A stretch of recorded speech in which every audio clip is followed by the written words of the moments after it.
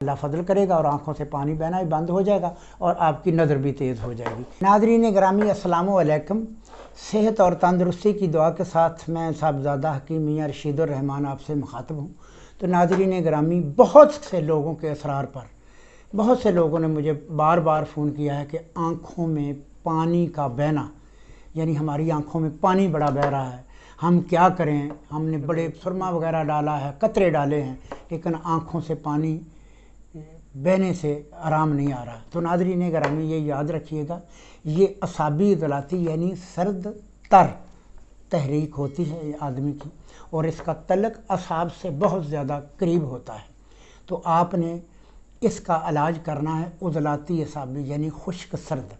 تو ناظرین گرامی، بہت سے لوگ کہتے ہیں کہ آپ بادام کھائیے گا، یا آپ اخروٹ کھائیں، یا آپ چنے، مطلب وہ چنے کا ناشتہ وغیرہ یا چنے والی خشک عضلاتی چیزیں کھائیں، ترش چیزیں کھائیں۔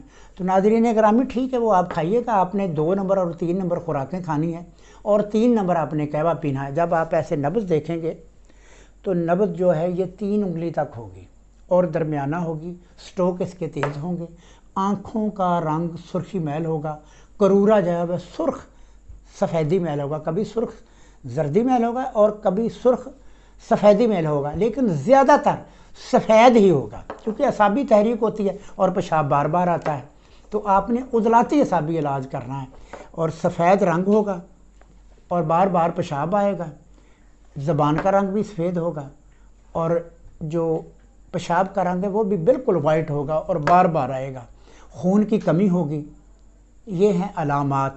تو ناظرین گرامی، آپ نے اس کا خشک اور سرد یعنی خشک اور سرد علاج کرنا ہے۔ تو آپ نے وہ آنکھوں پہ جو باندھنا ہے وہ آپ نے لینی ہے چائے کی پتی 3 ماشے، پوشت خشخاش 3 ماشے، پھٹکڑی 3 رتی، تمام ادویہ کو پیس کر پانی میں ملا کر آنکھوں پہ باندھیں، یعنی رات کو آپ نے باندھی ہے، سویر کو کھول دینی ہے۔ اور یہ ایک نسخہ ہے، یہ اس کے آپ نے قطرے بنانے ہیں، قطور۔